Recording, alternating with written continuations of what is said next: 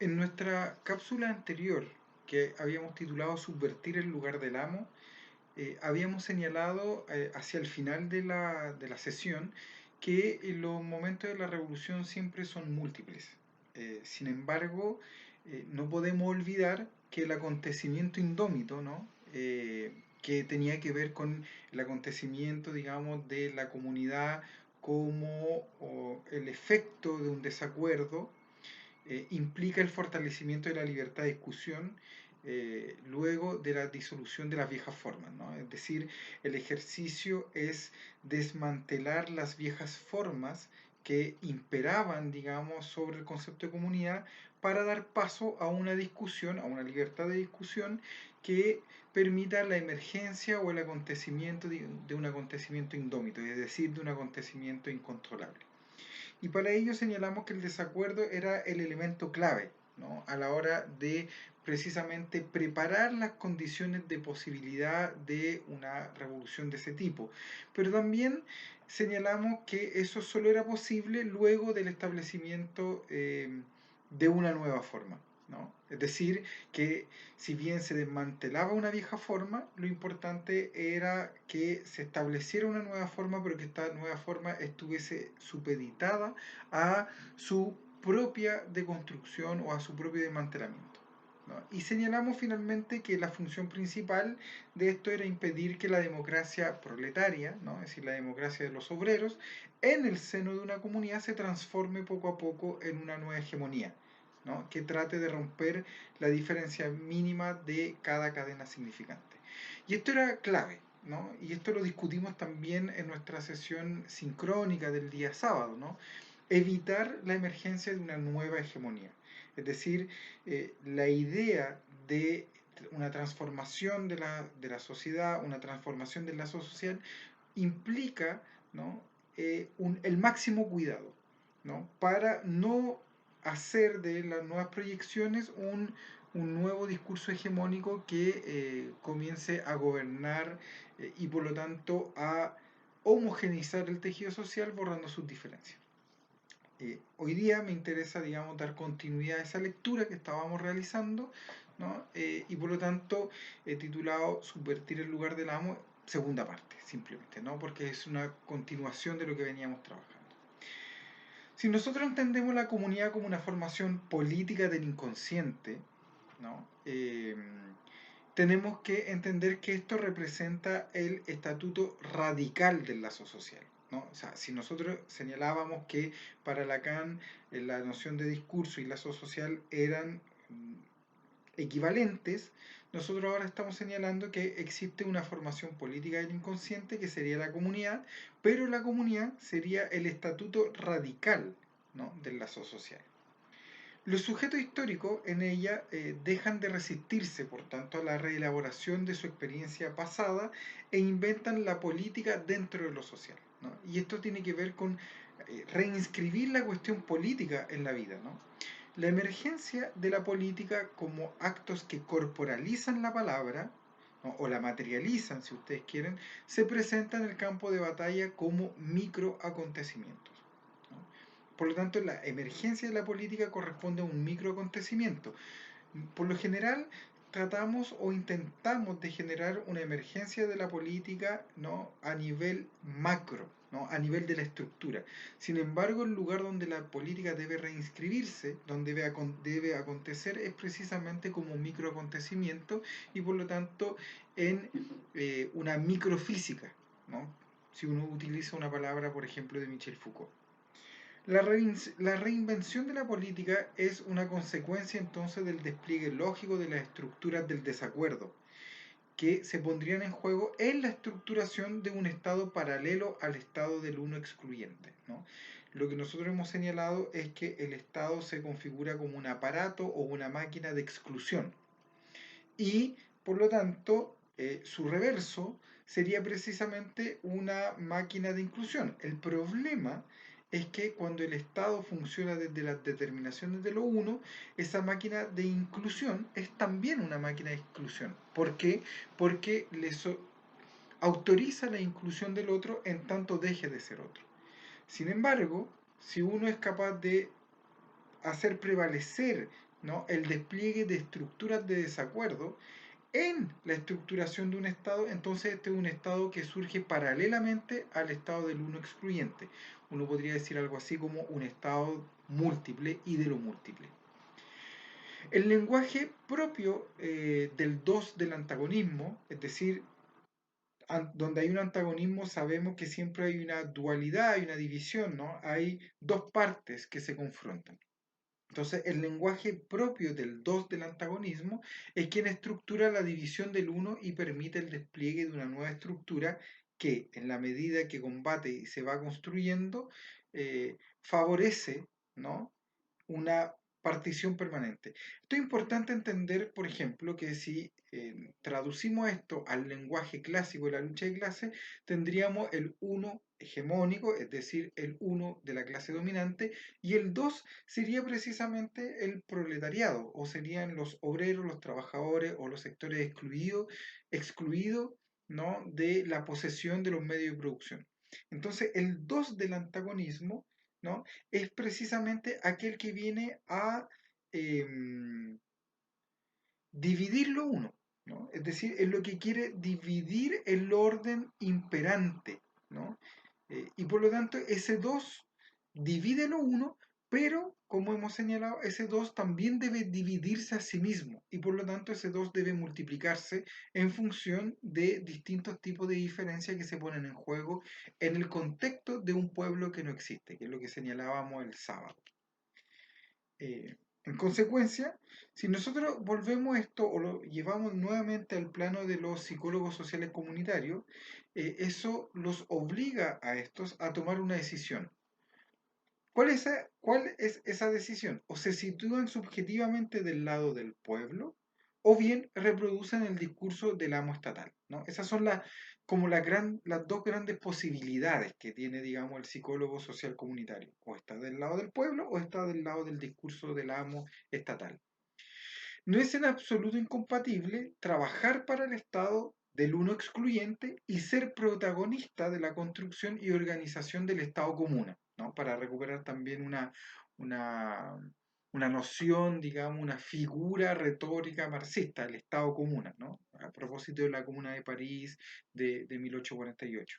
Entonces, la cuestión siempre se plantea de este modo, ¿no? Si uno quiere ser fiel, digamos, a la organización que busca la transformación radical de la sociedad, entonces uno tendría, digamos, que simplemente oponerse al estado del uno excluyente, pero sin ser parte, digamos, de su maquinaria. Sin embargo, lo que nosotros estamos proponiendo es que hay que trabajar, ¿no? Para el estado del uno excluyente, pero siendo protagonistas de la construcción y organización del Estado común. Esto no quiere decir que la única manera de transformar la realidad es estar dentro del sistema, sino esto es reconocer que no se puede estar fuera del sistema, ¿no? Y tampoco se trata de, como algunos dicen, de cambiar las cosas por dentro, que hay que ser parte de la máquina para cambiar la máquina por dentro. No se trata de cambiar la máquina por dentro, no se trata de cambiar las premisas del Estado uno excluyente, sino que es construir a partir de los recursos del Estado uno excluyente una organización del Estado comuna y hacer crecer ese Estado comuna. O si ustedes quieren diseminar la posibilidad de ese Estado comuna para que éste se constituya realmente en una fuerza que pueda en un momento determinado, ¿no? Tensionar a tal nivel el estado del uno excluyente que lo divida, ¿no? Por lo tanto, no se trata de que yo quiera transformar el Estado desde dentro, sino se trata de ser parte del Estado, pero para construir una organización del Estado común que se vaya fortaleciendo a tal nivel que en un momento determinado sea él el que se oponga directamente al Estado del uno excluyente. La única exigencia ética que no debemos perder de vista es que si participamos de una relación contractual con el uno excluyente, es decir, con el Estado, no debemos abandonar nuestros principios. Esa es la cuestión fundamental. Mantener el lugar es ser capaz de negar, ¿no? Transformar, cuestionar y reformular los programas que eh, los programas que son establecidos por el Estado. Pero Negar, transformar, cuestionar y reformular los programas no significa reformarlos simplemente desde dentro, sino como yo acabo de señalar, es permitir lo que hemos dicho en otras sesiones, la intervención de los intervenidos, ¿no? Eh, y en ese contexto lo que sí habría que reconsiderar o recuperar es la premisa de que todas las formas de lucha son válidas, pero son válidas siempre y cuando nuestros principios no se pierdan y seamos capaces de mantener un lugar. En ese sentido, el desarrollo teórico de un planteamiento como este es claramente tomar una opción de cómo podemos abordar entonces la psicología social comunitaria. Si nos posicionamos desde el psicoanálisis y el materialismo o un pensamiento de la materialidad, ello significa entonces un desafío bajo el cual tenemos como sujetos que leer nuestra práctica en relación a el proyecto del otro mayúsculo, del gran otro, como dice Lacan, ¿no? Es decir, donde tenemos que leer nuestra práctica en relación al proyecto ideológico, ¿no? Del capitalismo en este caso, ¿no? Es decir, el proyecto del otro mayúsculo, del gran otro, sería el capitalismo, el Estado neoliberal, etcétera, etcétera. Y en el caso de la lucha de clase, el antagonismo es claramente lo real, ¿no? Que plantea Lacan, que separa y une en el enfrentamiento a dos concepciones distintas de ese otro. Es decir, ese gran otro no es un gran otro homogéneo, sino que hay una heterogeneidad de gran otro. ¿Por qué? Porque no hay una sola ideología, sino que hay un conjunto de discursos ideológicos que se ponen en juego en un mismo sistema. Si nosotros retomamos la noción de como promesa revolucionaria, podríamos señalar que esta es el nombre del gran otro que se levanta como proyecto de emancipación permanente, ¿no? Es decir, por una parte está el Estado neoliberal, ¿no? Que promete libertad a través del mercado, y por otra parte está este proyecto de emancipación permanente, ¿no? Eh, que rechaza que un otro, es decir, que un sujeto, un otro minúsculo, se arrogue a sí mismo el derecho de encarnar en sí la promesa, que es el resultado en el fondo de un proceso social. Entonces tenemos ahí el enfrentamiento de, de dos modos de entender el gran otro. En consecuencia, la relevancia que posee la noción de comunidad es vital a la hora de posicionarse del lado de uno de los dos proyectos antagónicos del otro, ¿no? Del gran otro. En esta dirección, la pregunta por el proyecto es éticamente fundamental. Si adherimos acríticamente a los postulados de la psicología social comunitaria tradicional, no nos queda más que asumir un rol de psicólogo moralizador. En cambio, si nuestra apuesta es construir una psicología social comunitaria crítica con una noción de comunidad negativa, ¿no? Es decir, que no puede definirse por una identidad, nos situamos del lado de un sujeto histórico por inventar. Digo por inventar porque, como señalábamos, al igual que la noción de bien común, es un sujeto histórico que debe venir o que se construye, pero también perdón, que se construye para ser desmantelado, ¿no? O en el fondo para ser reconfigurado constantemente en función del contexto y las contingencias. Si la intervención comunitaria, entonces, es concebida como una plataforma legalizante de la democracia burguesa, se establece ella como un colchón entre un pueblo por inventar y un Estado, uno excluyente, fuerte y real, ¿no? Inversamente, el trabajo comunitario o la intervención abre la brecha de paralaje, es decir, permite, digamos, un desplazamiento de perspectivas y asume el antagonismo como una posición ética favorable al proceso de transformación de la formación social capitalista. Entonces, ambas posiciones pueden expresarse, las podemos graficar a través de lo que se conoce como un cuadro Gray mesiano. Y aquí ustedes tienen que ver la figura 1 del documento que yo les adjunté, ¿no? Y este cuadro Gray mesiano pone en juego una matriz nocional de la oposición entre moral y ética. En esta circunstancia, el interventor puede actuar en favor o contra o en contra del antagonismo.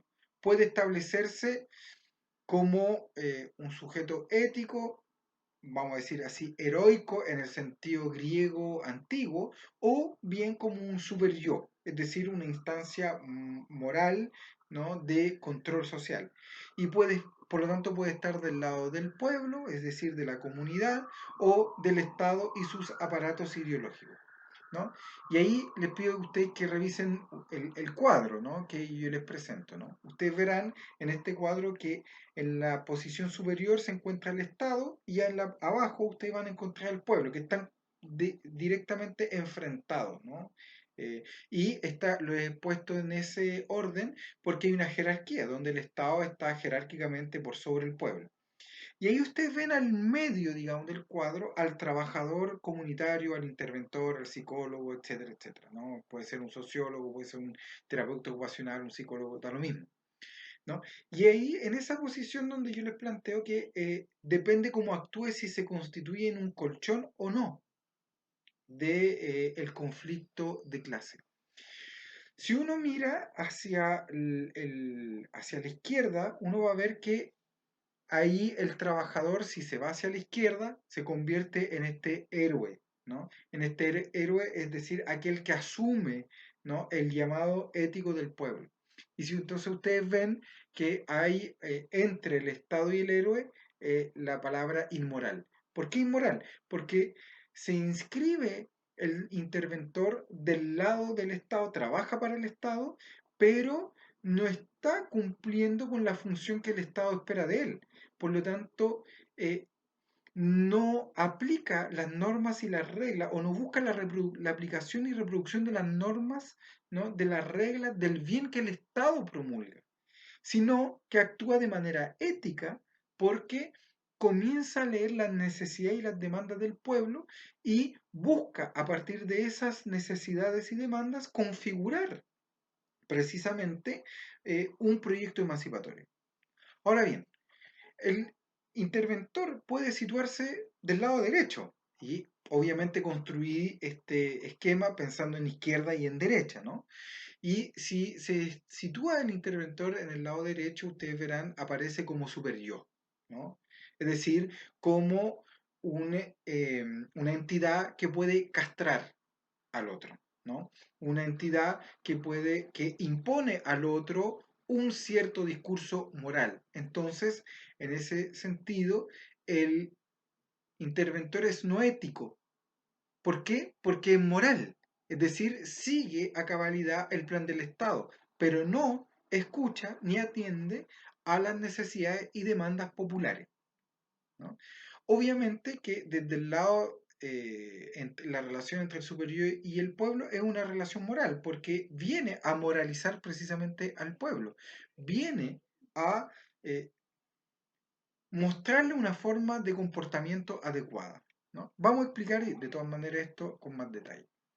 Al leer el cuadro, ¿no?, al que le presenté la figura 1, observamos que el Estado viola las normas morales, lo que se traduciría en que no considera las ideas y necesidades del pueblo. Por tanto, sería inmoral, ¿no? Y no ético, en tanto persigue solo beneficios para las altas autoridades y los grupos económicos. Por otra parte, el pueblo sería ético, ¿no?, en la medida en que es capaz de suspender la validez de las normas morales explícitas existentes, impuestas por el Estado, por ejemplo, y la industria cultural, y la suspendería en nombre de una ética superior de la vida, ¿no?, que sería la necesidad histórica, por ejemplo.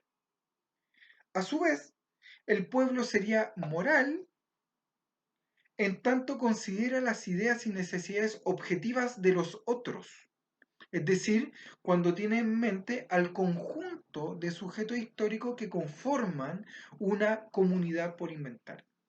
Entonces podemos preguntarnos en torno al interventor, ¿qué clase de política ejerce el interventor en el marco de las demandas del capital?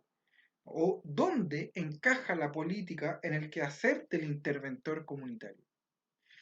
Luego de considerar el desarrollo teórico-político, ¿no?, de esto, una respuesta, o podríamos contestar esto de dos maneras. La primera, ¿no?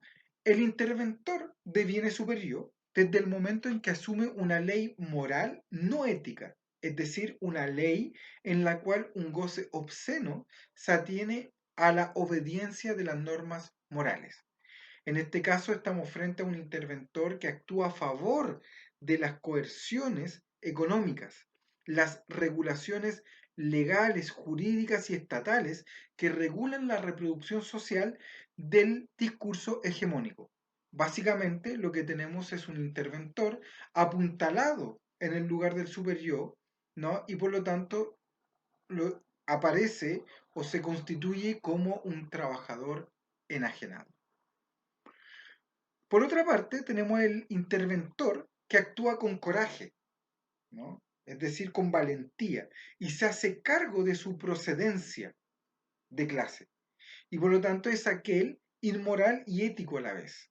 Es decir, escapa de las imposiciones de la demanda del capital, su posicionamiento ético suspende la legitimidad de las normas que rigen las prácticas de las buenas costumbres, o si se prefiere, suspende lo políticamente correcto para ser parte del desenlace de la necesidad histórica, ¿no? Entonces son las dos posiciones que se ponen allí en juego.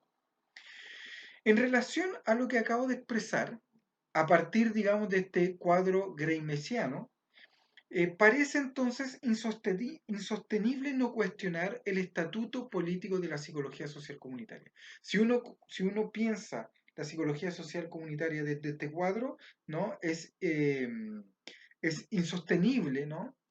No cuestionar el estatuto político que ella tiene. Si consideramos que la psicología social comunitaria es un trabajo de alto compromiso con la realidad sociohistórica, entonces es necesario tensionar su desarrollo conceptual a la luz de un análisis riguroso de las condiciones objetivas y subjetivas de la vida cotidiana. En este sentido, una posición ética es enfrentarnos al sesgo institucional desde nuestra propia mirada sesgada, es decir, apelando a la discusión teórico-política del aparato técnico-práctico. Eh, Trabajar, ¿no? Desde el sesgo de nuestra mirada política es lo único que nos permite dar con los desplazamientos de la noción de bien común. Ahora, la cuestión importante no es simplemente considerar nuestros sesgos, sino lo importante es mirar el sesgo mismo para también darse cuenta dónde nuestra mirada se convierte en un dogma o se petrifica, digamos, y se reproduce dogmáticamente. Em,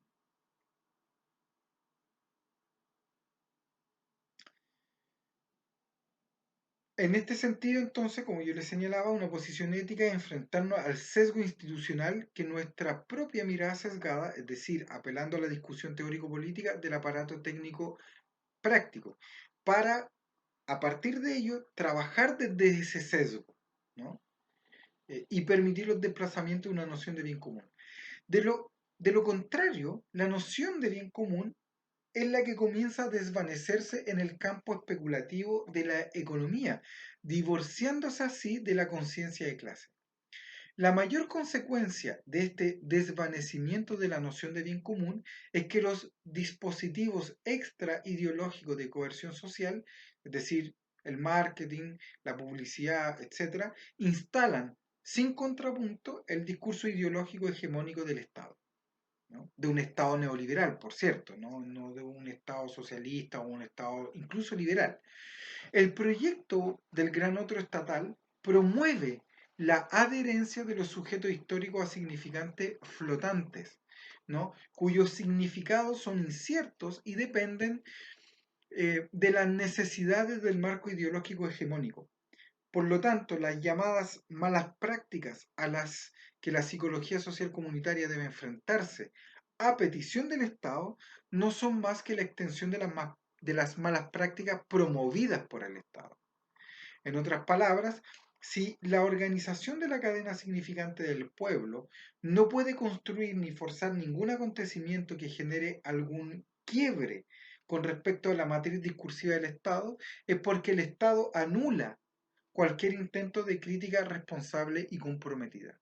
Y eso es lo con lo que hay que tener cuidado, ¿no? Porque el Estado está permanentemente generando acciones para eh, anular esta crítica. Una psicología social comunitaria crítica de sus propias condiciones de posibilidad, entonces es la única capaz de defender la autonomía de las organizaciones sociales y de promover transformaciones estructurales. Pero para ello, esta psicología social comunitaria tiene que tener la capacidad de enfrentarse a las instituciones de poder y tensionar las exigencias del Estado al enfrentarlo a sus propias incoherencias, ¿no? Es decir, lo que debe hacer es más bien un ejercicio como de desmantelamiento, donde en vez de oponer un contradiscurso, lo que debe hacer es fortalecer el nivel de incoherencias del Estado para que el Estado se encuentre con ellas y no tenga otra posibilidad más que hacerse cargo de ellas. Pongo un ejemplo de actual. Si uno mira todo lo que ha hecho CIPER y la Teresa Matus, ¿no? A través de sus publicaciones, digamos, de sus investigaciones periodísticas, ha sido forzar al gobierno, ¿no? A tener que reconocer que las cifras que estaban dando no eran las adecuadas, que la gente no se está quedando en casa porque no quiere, sino porque son las empresas las que han cambiado los giros, ¿no? Para poder obtener salvoconductos colectivos, etcétera, etcétera. Y eso solo ha sido posible a través de mostrar las incoherencias del propio Estado. Es decir, mostrar que no está cumpliendo. ¿Por qué? Porque al mostrar las incoherencias, el Estado queda desnudo, queda develado y se arriesga a que efectivamente exista un desborde popular, ¿no? Que va a buscar no la destrucción del Estado, sino la destrucción de quien administra el Estado en un momento determinado. Y por lo tanto hay que lograr un juego respecto de ese camino, ¿no? Porque en la medida en que las poblaciones tienen la capacidad de enfrentar a los gobiernos, entonces acumulan, ¿no? Una fuerza que les va a permitir en un momento determinado, o eso deberían, digamos, seguir trabajando para que en un momento determinado eso les permita desmantelar al Estado en sí mismo. En este sentido, la figura del interventor comunitario tiene que tensionar su relación con el modo y las relaciones de producción. O sea, debe tensionar su propia relación y por lo tanto debe volver a asumirse como un trabajador. El camino que se defiende entonces para esta atención es reconstruir la psicología social comunitaria a partir de un concepto de comunidad que pueda redefinir la correlación de fuerzas entre los sistemas discursivos populares y los científicos, ¿no? Michel Foucault, cuando habla de la genealogía, dice precisamente que la genealogía es la capacidad de rescatar, ¿no? Los saberes subterráneos, ¿no? Los saberes marginados, excluidos, y conjugarlo con saberes científicos que están dispuestos a escuchar esas voces, porque sabemos que hay otro discurso científico que no está dispuesto a relacionarse con esas voces subterráneas. Y por lo tanto la correlación de fuerza, en este sentido, debe lograr, ¿no? Que se entrelacen ambos discursos. Entonces, para defender las posibilidades de una psicología social crítica, que implique una defensa a la posición de clase y que por tanto pueda combatir la tendencia positivista de la falsa pretensión de neutralidad política e ideológica, se requiere, por sobre cualquier otra cosa, ¿no? Generar un trabajo cartográfico y genealógico, ¿no?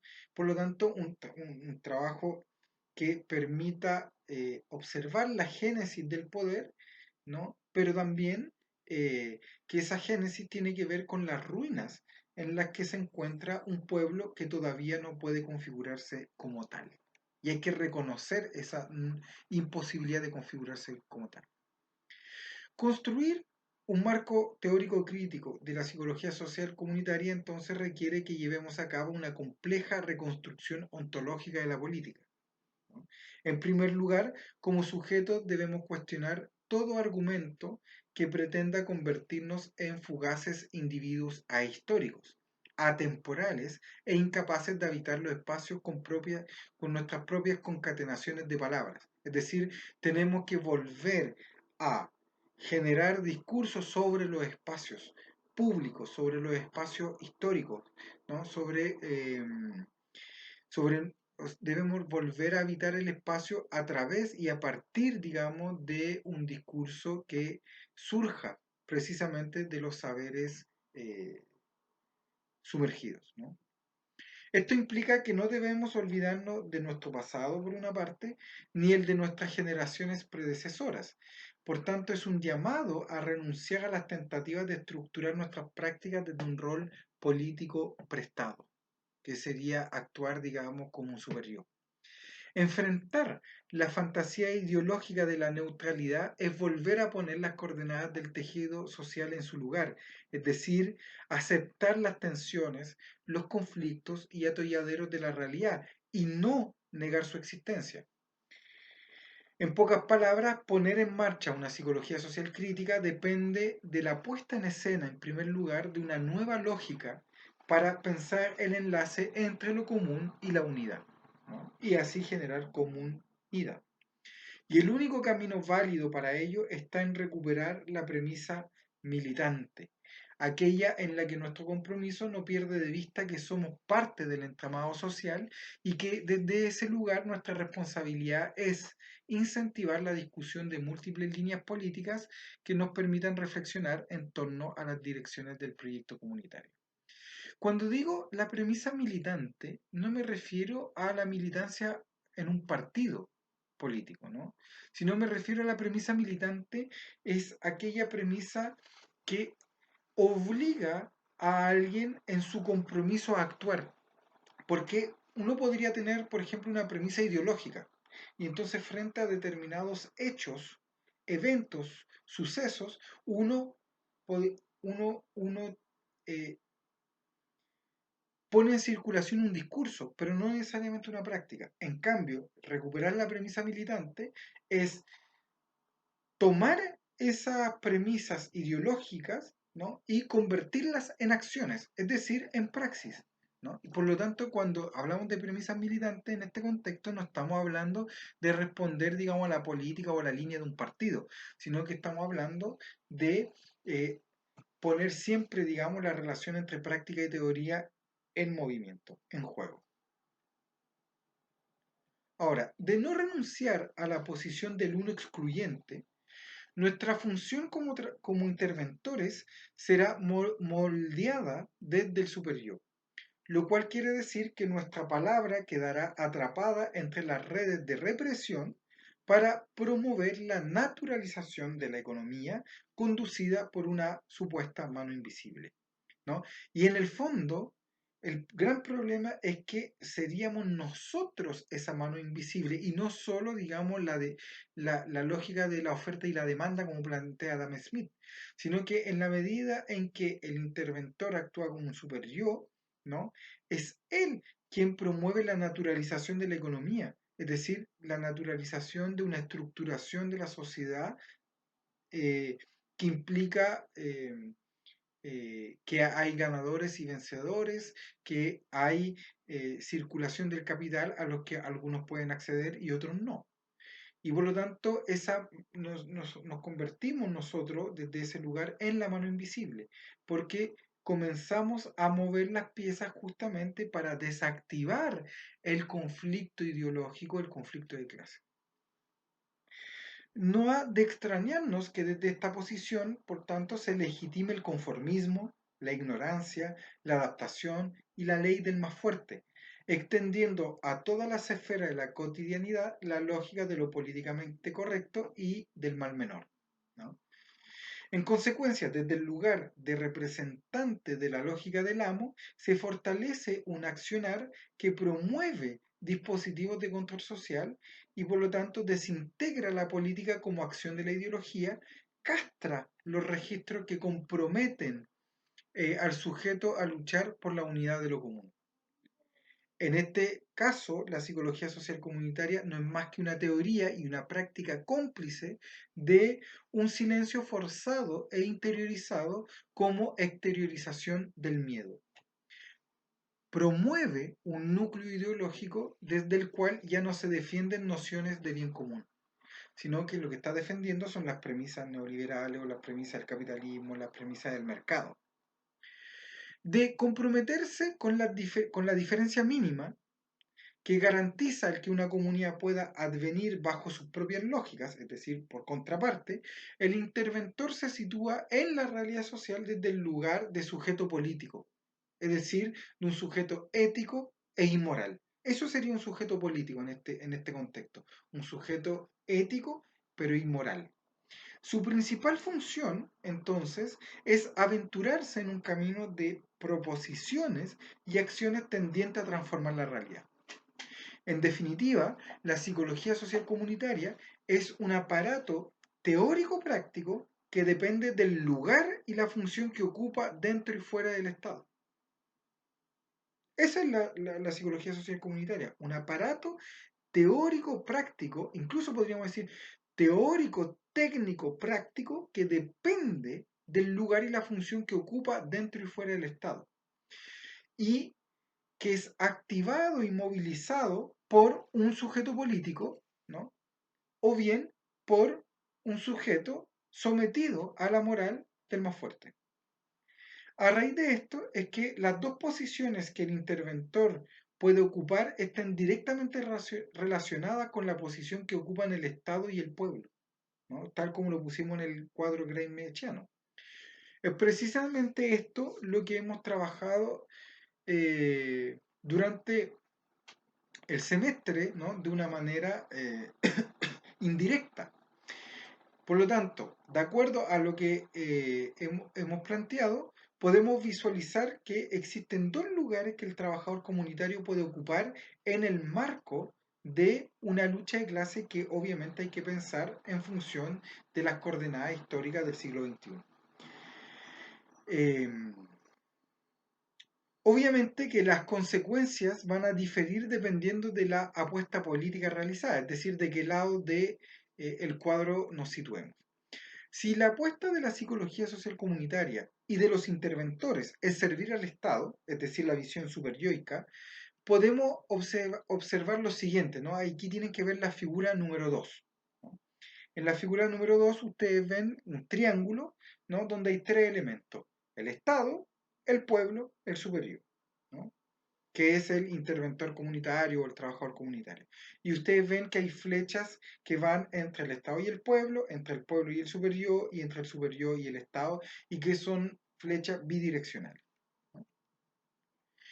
En este esquema, el Estado se presenta como entidad superior de la interacción social.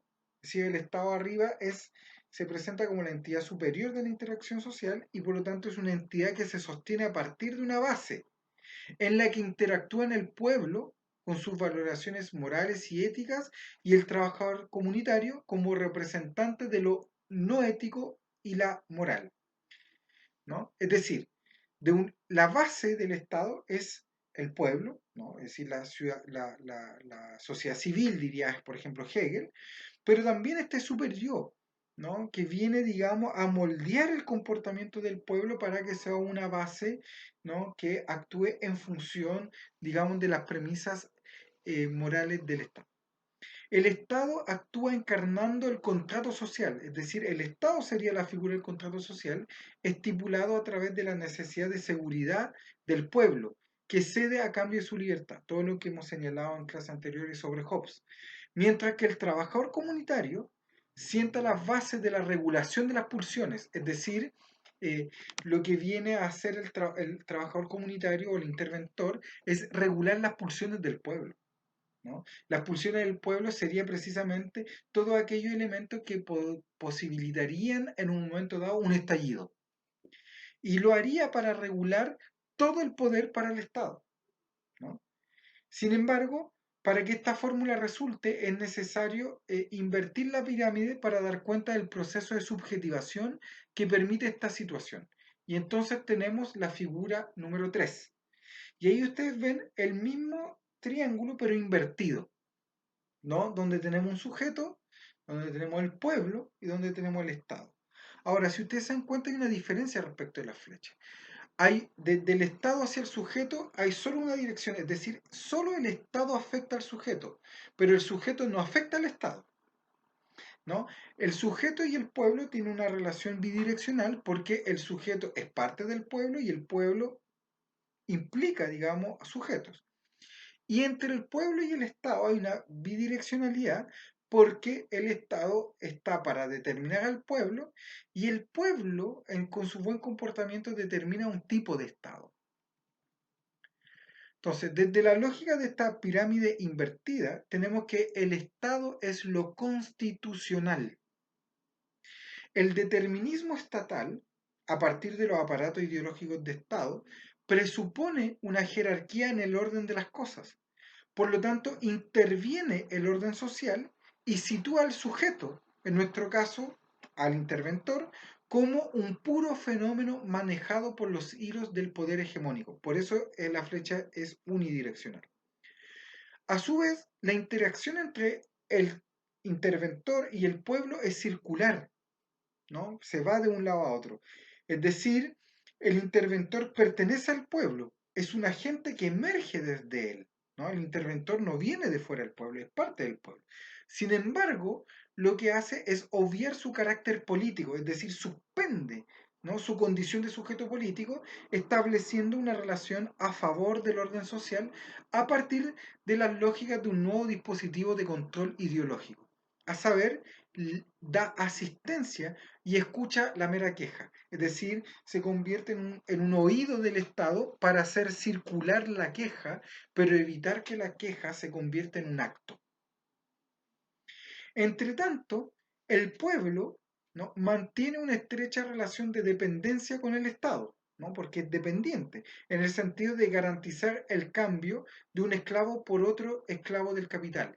Es decir, a partir del régimen democrático representativo, es decir, de la lógica, digamos, de la democracia por voto, ¿no? Lo que hace es simplemente el pueblo, lo que hace es elegir un esclavo por otro esclavo del capital, ¿no? Va cambiando, digamos, a quién se convierte en el administrador. Y por eso el Estado busca, digamos, escuchar, ¿no? Eh, no responde a la demanda, pero ojo, no es lo mismo que en el psicoanálisis, ¿no? Que el analista no debe de responder a la demanda del paciente. Acá el Estado no está siquiera interesado en la demanda, porque recuerden ustedes que el analista lo que busca es no responder a la demanda, porque lo que quiere es que el analizante pueda hacerse cargo de su propio discurso. Aquí el Estado no responde a la demanda, hace circular la demanda, pero para quitarle, ¿no?, para sustraerle el componente crítico, ¿no? Lo esencial en este contexto es preguntarnos si seguiremos permitiendo que el Estado se plantee independiente en cuanto a las políticas sociales y económicas se refiere de toda la realidad objetiva, de las necesidades que el pueblo tiene y que se expresan en la vida cotidiana. Si dejamos atrás, ¿no?, el hacer del pragmatismo comunitarista, encontraremos que la salida pasa por transitar políticamente los espacios sociales, lo cual implica, en un primer momento, despojarse del rol del colchón entre el Estado y el pueblo para reactivar el antagonismo y, consiguientemente, la lucha de clases. Esto significa que tenemos que poner las lógicas del héroe contra las del superyo, ¿no? Si uno lo toma en el sentido dialéctico, sería tesis contra antítesis, para abrir el duro proceso de reconstrucción de todo el edificio social. La diferencia, recuerden ustedes que nosotros planteamos esto sin síntesis. Es decir, no se trata, digamos, de generar esta tesis contra la antítesis para construir una nueva síntesis, un nuevo tipo de Estado, sino que para justamente presentar la ausencia de síntesis, es decir, la ausencia de Estado. Para ejemplificar con mayor claridad lo expuesto, entonces tenemos que presentar la pirámide que habíamos revisado del siguiente modo, y este corresponde a la figura 4, ¿no? Ahí en la figura 4 ustedes van a ver el Estado arriba, el héroe a la izquierda y el superyo a la derecha. Solo que ahora ven, digamos que hay tres círculos, ¿no? Un círculo verde, uno rojo y uno azul, que van a representar algo así como un nudo borromeo entre lo que uno podría plantear lo real, lo simbólico y lo imaginario. Y tenemos entre el Estado y el héroe, tenemos, digamos, flechas que van en ambas, tenemos dos flechas, pero ojo, si ustedes se dan cuenta, no son flechas que yo he puesto como que choquen entre sí, sino que van en direcciones opuestas, pero sin confrontarse, sin chocar. ¿Por qué? Porque estas fuerzas antagónicas lo que nos interesa no es que se presenten, digamos, en el interventor como una contraposición al Estado directamente, sino más bien que se presenten estas fuerzas antagónicas de manera paradojal. Es decir, eh, porque la idea es que podamos ser parte, digamos, del aparato estatal para poder trabajar a partir de él, pero sin responder a sus necesidades, sino responder a las necesidades y demandas populares, ¿no? Entonces no podemos enfrentarnos directamente, sino que debemos generar un estado de paradoja ahí. Sin embargo, sí existe una relación de oposición directa entre la posición, digamos, heroica, por decirlo de un modo, y la posición superyoica. Porque no es posible actuar de los dos modos. No se puede ser héroe y superior al mismo tiempo, ¿no? Ahí hay un enfrentamiento de la posición. Pero ese enfrentamiento le corresponde al sujeto, al interventor como sujeto, ¿no? No es una oposición con el Estado, sino una oposición respecto del lugar que va a ocupar en relación al Estado. Y como ustedes ven, entre el Estado y el superior hay una flecha bidireccional. Vean. Al visualizar esta pirámide, podemos leer que la realidad social comunitaria está estructurada de tal manera que las dos posiciones del trabajador comunitario se expresan en un choque de contenidos, ¿no? Es decir, los contenidos del héroe y el superior son contenidos incompatibles. Es decir, el héroe, por su parte, al ser ético e inmoral, está del lado del pueblo. De ahí que debe reestructurar epistemológicamente la noción de comunidad, mientras el trabajador o el interventor comunitario como superior se juega su posición como defensor de las premisas del Estado, ¿no? Y ese sería, digamos, el que reproduce dogmáticamente los enfoques de género, los enfoques del sujeto de derecho, etcétera, etcétera. Eh, si el héroe, ¿no?, suspende las normas morales impuestas y dispuestas por el Estado a favor de la liberación como necesidad histórica, su trabajo se orientará a la construcción de organización y poder popular. Es decir, su función sería la de tensionar la ley y el orden social imperante. El héroe responde a la figura del agente de transformación radical de la sociedad, o si ustedes quieren, al revolucionario.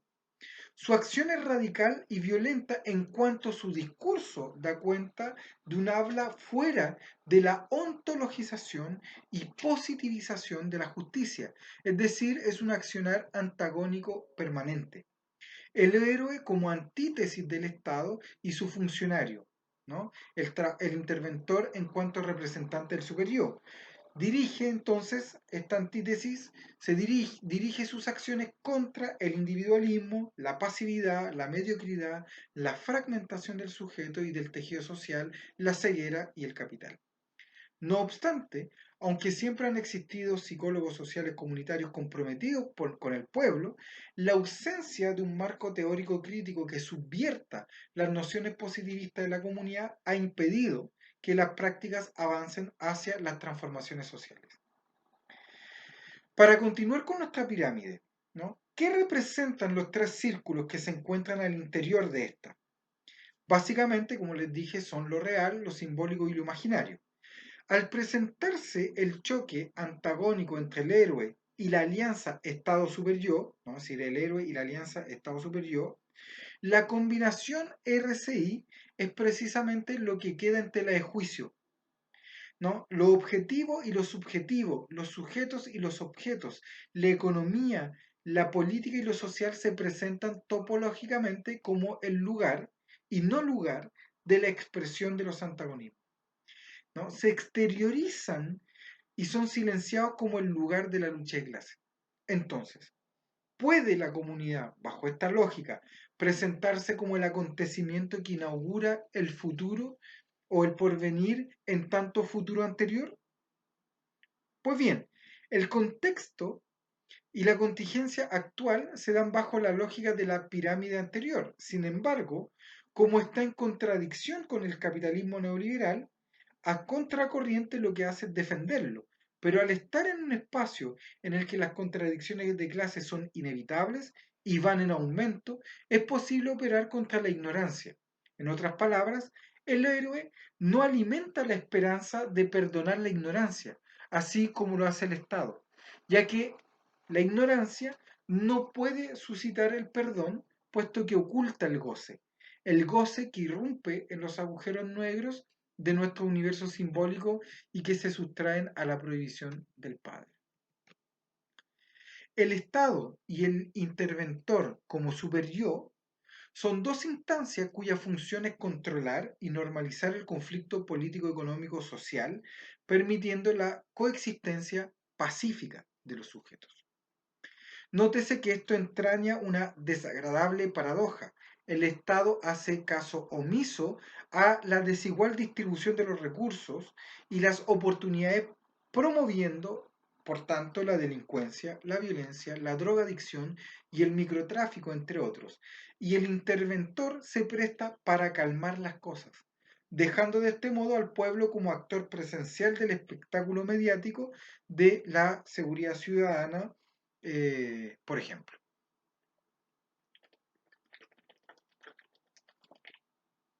o de la guerra al narcotráfico, como lo llamen, digamos, en distintos momentos.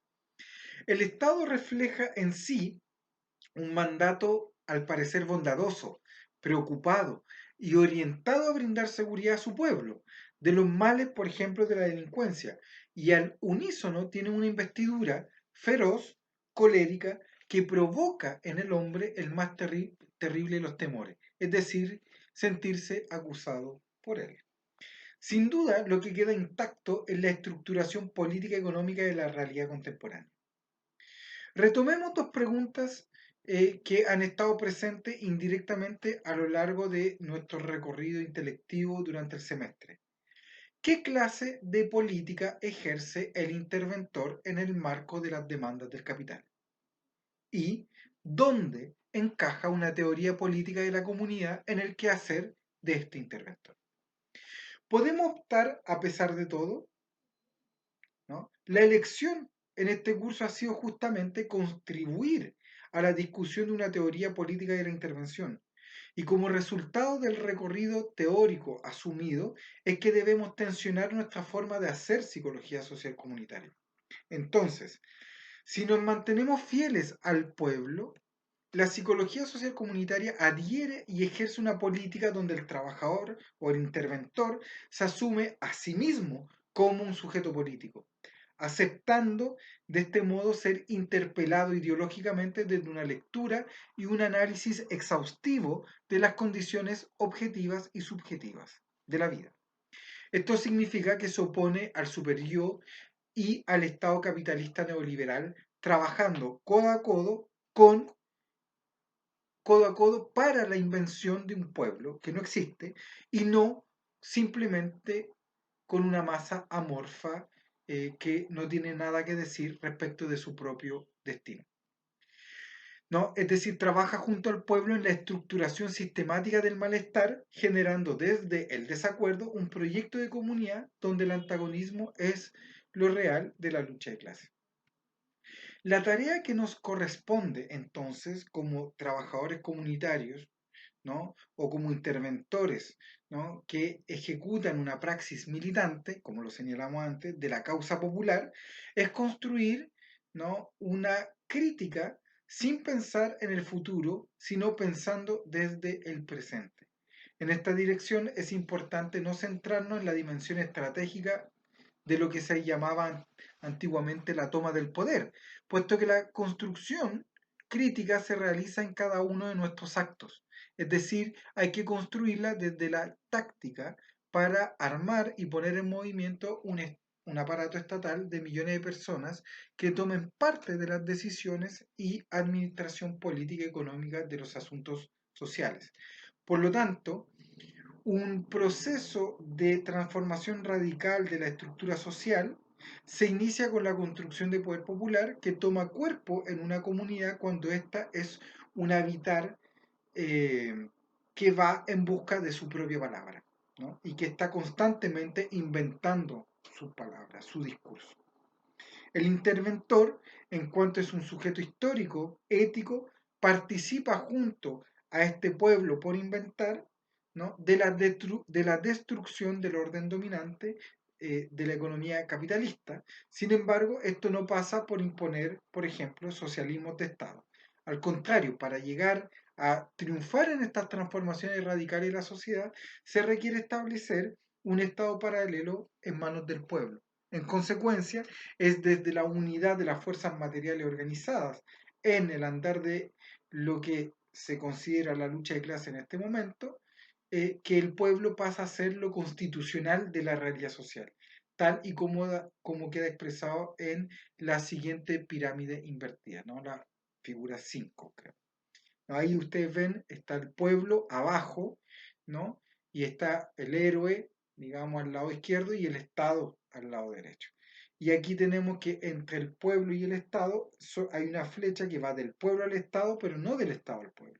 Porque el pueblo se convierte en lo constitucional, ¿no? Y por lo tanto es él quien establece y determina, digamos, las formas que debe adquirir el Estado en virtud de las contingencias y los contextos que se viven en un momento histórico determinado.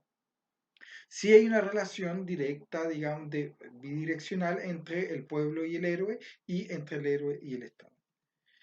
Este debiera ser nuestro objetivo fundamental o primordial y el resultado anhelado por nosotros quienes tenemos una relación con la intervención.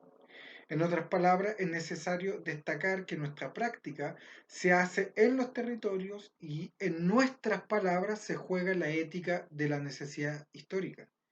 Una psicología social comunitaria consciente de su importancia política nos interpela a asumir nuestro lugar como sujetos políticos o agentes de las transformaciones estructurales, junto a la invención de un pueblo que no existe. Nuestra contribución a este proceso ha sido delinear una teoría política de la comunidad desde la cual puedan tomar forma las demandas populares organizadas en un programa de lucha reivindicativo a un programa de construcción popular. Entonces, construir una psicología social comunitaria crítica es una apuesta por invertir los elementos de las pirámides anteriores desde un saber hacer. Bueno, ya discutiremos sobre esta propuesta el sábado en nuestra sesión en línea. Por ahora lo dejamos hasta acá.